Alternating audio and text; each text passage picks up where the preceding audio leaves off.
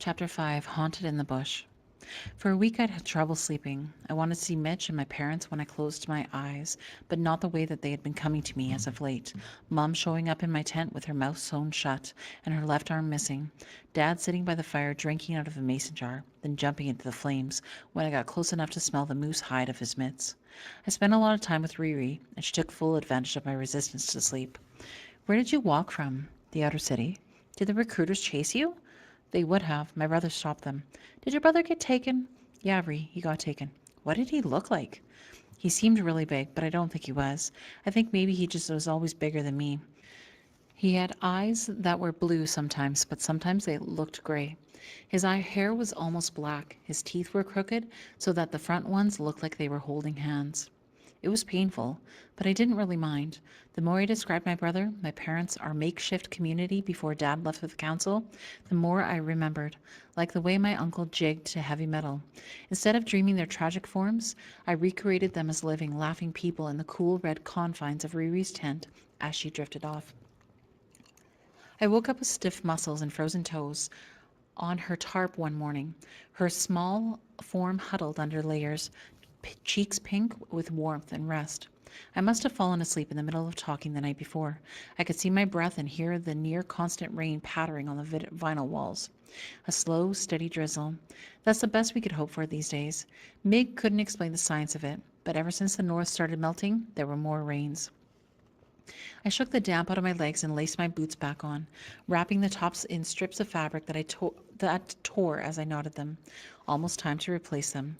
Thank God I was done with the last growth spurt. I'd ended up having to wear flip-flops for weeks.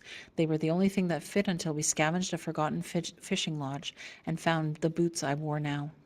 Outside, Wob and Cheeboy were already packing up her tent. She moved away from him when I came out, and he shuffled off to fold up his own tent, leaving her to wind the rope and store her pegs. Something about their movements, choppy and stilted, made me feel awkward. I tried to fill the space with words. Good morning.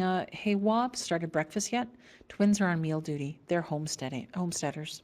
Oh, right. I forgot it was hunting day. Yippee! More squirrel and mushroom stew. She didn't answer. Instead, she gave me a wry look, then started braiding her hair as she watched Cheeboy work. Not that I don't like your stew, it's just... Thankfully, I was interrupted when Slopper farted loud and long from his tent. We couldn't help but laugh.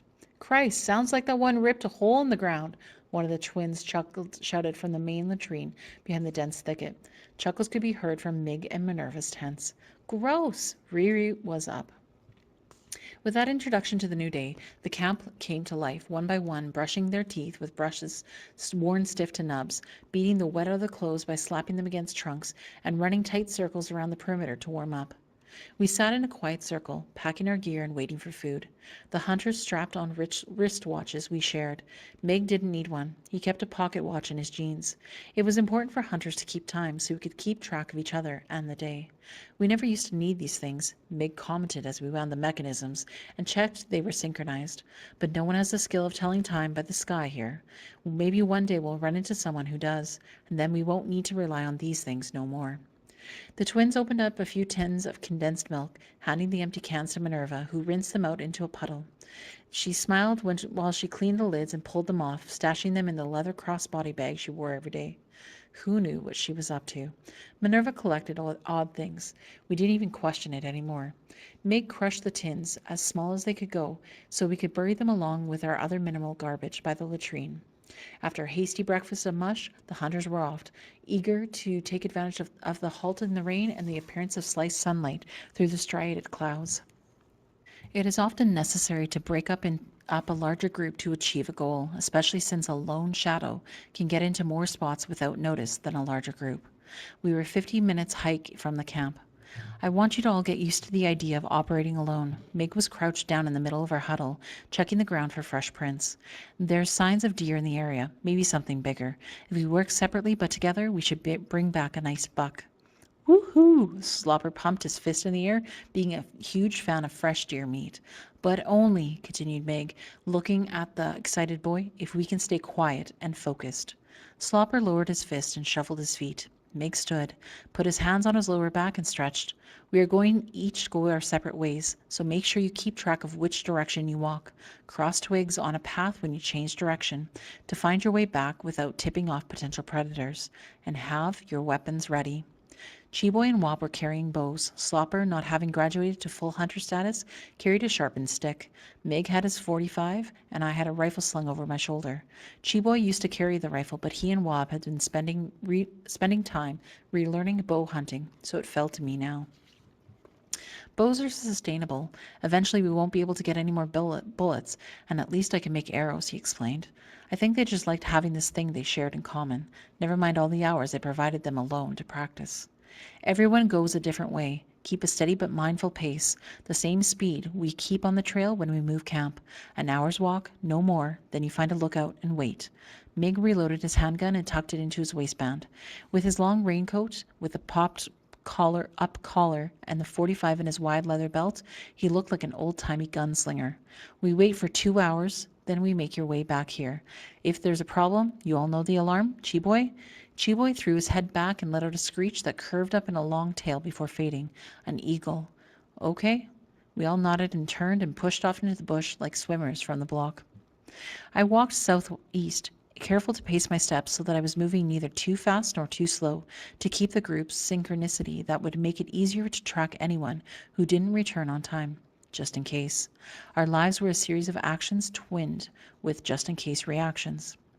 The ground was cold and soggy. I could feel it through my boots. The earth barely had a chance to absorb the rainwater before the next deluge. It hadn't been this bad even when I was on the move with my parents and brother. Every year the world was making us more aware of change. After the cities crumbled off the coastlines, after the hurricanes and earthquakes made us fear for the solid ground to stand on, even now we were waiting for the planet to settle so that we could figure out ways in which we would be safe. But for now, there was just movement, especially for us, the hunted trying to hunt. I concentrated on my gait, marking the changes in direction, following nothing but my way of my feet seemed divine. I made up my goals to walk as I walked to pass the time. If I avoided snapping even one twig for the next 5 minutes, it meant I would stop 10 minutes early. If I could remember the names of Mom's 3 favorite books, I would rest 3 minutes early. Even if I did manage to stay quiet, and even if I did remember the books, I still walked on. At 59 minutes, 32 seconds, I stopped, pulled my lighter hunt bag and my rifle off my back, and settled into the nook made by a felled tree. I pushed up into the guts of the roots, where they had been yanked out of the ground. The hole it had left had been filled with filthy water, but the roots were dry and tangled enough to make a comfortable seat. I climbed up into the middle of the roots and leaned back. It was kind of soothing like that, with a dozen wooden knuckles massaging my back. I leaned my head into the mess, limbs dangling with no effort, just another set of roots protruding out of a fallen tree. I exhaled and paid attention to the way my lungs sank in, just with a little bit of rattle at the end left over by my annual bronchitis. My mind wandered. I tried to keep focused on my surroundings, but I was tired, so I let it run a bit off leash for lack of the energy to remain disciplined. From where we were now, running, looking at reality from one point in time, it seemed as though the world had suddenly gone mad. Poisoning your own drinking water, changing the air so much the earth shook and melted and crumbled, harvesting a race for medicine? How? How could this happen? Were they that much different than us? Would we be like them if we'd have a choice? Were they like us enough to let us live? I thought about the sickness and the insanity that crept into like bedbugs through families while they slept. What would I have done to save my parents or Mitch, given the chance? Would I have been able to trap a child? To do what? Cut them into pieces? To boil them alive? I shuddered. I didn't want to know what they did, and I really didn't want to know if I'd be capable of doing it. Time passed. I may have fallen asleep once or twice. The world out here was quiet, like the land was holding its breath. But if you listened, really put conscious action into listening, things began to sing. Insects with wings pirouetted somewhere above my prone head. From the hole where the tree had once held onto the earth came the sound of deep movement, maybe just the mud shifting. And a group of small birds chatted with some clipped formality in the pines on the other side of the clearing. And then there were footsteps. I lifted my head, flexed my arm to raise the rifle into position. Soft shuffling over the pines. I aimed the gun, watching the trees, praying for nothing more than a deer. Nothing human, really. It was huge, like a tree had yanked itself up and was slowly moving into the clearing. A tree with bone white branches. It walked further into the grass. A moose. I'd never seen one like this close before. Adrenaline made my teeth chatter. Time is slow in that vacuum space. In this new space, I had time to aim squarely between the moose's eyes, watching his muscles contort and his skin wrinkle as he bent to take another mouthful of grass. Then I decided against it, lowering the barrel to his chest. Always go for the sure target. Meg taught us that on one of my first hunts, and I listened to my elders. And just then he raised his head, so massive I wondered at the blood that it must take to animate, and he saw me. He blinked a long, slow blink, and faltered for only a second or two before he began chewing again. He turned a bit so that I knew he knew I was there. I swallowed hard, aiming, fingers exact and stiff.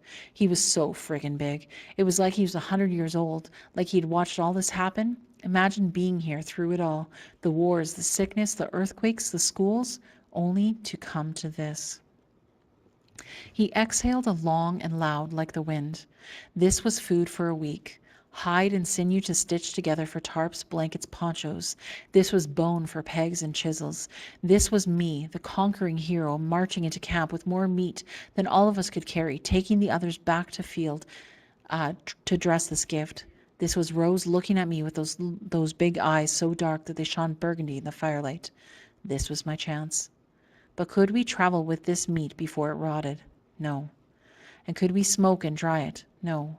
Meg wouldn't set camp up for that long, especially not with a steady thread of smoke reaching above the trees, blasting a signal to anyone who might be out there.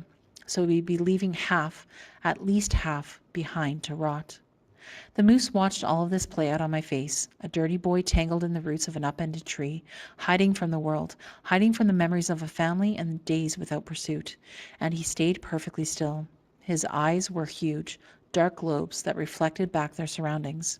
I was sure I could see myself in there, in the trees, a long-haired warrior taking aim. I lowered the rifle. He blinked once more, then crossed his legs, one over the other as if to start the start of a curtsy, then turned back into the trees. I couldn't do it. I couldn't let it come to this, not for him and not for me. Walking back to the meeting point, I swung between peace with my decision and wrenching regret. I was empty-handed, but something in my chest was burning a little brighter. I was okay with my decision, but not okay with the consequences. I secretly hoped that no one else had gotten anything, so I wouldn't be the only loser, even if it meant we were hungry for a day. I pictured Riri's face, sad because of an empty belly. That made me ashamed. And as it turned out, I didn't have to worry about Riri. When I made it to the meeting spot, Chiboy and Mig were already there, each with a wild turkey strung up in the lower branches of a maple. Grabbed mine in the first 20 minutes. Rest must have been scared off by the shot and headed towards Chiboy. There. He grabbed one too. Mig was laughing, enjoying a hand-rolled smoke. Slopper was napping, leaning against a log. No luck, French? Watching them pat each other on the back, proudly spin their turkeys, examining the carcasses for size and weight, I was back to wrenching regret. Nope. Nothing. Chiboy glanced at his watch. 10 past. She'll be here. Meg scanned the area. She's good. Meg told the story of his turkey and rolled a new smoke to replace the one he'd finished. Slopper was awake now, yanking out a few of the nicer feathers from Chiboy's bird. Chiboy didn't protest. He was pacing the perimeter, looking at his watch. 25 after. Boy, give her another 10 and then we'll start off in her direction. Meg was sympathetic but short. She's fine. Better out here than most of us. We'd hit almost the 10-minute deadline when Wobbs silently slipped in beside us. Chiboy sighed and even smiled, but he made no movement towards her. She was empty-handed, which was weird for her, not that it bothered me. Misery loves company, I suppose. Everything okay? Meg's forehead wrinkled at her expression. She nodded. Let's head back. Without another word, she led the way back to camp. She didn't tell us what she had seen out there until it slipped out a week later.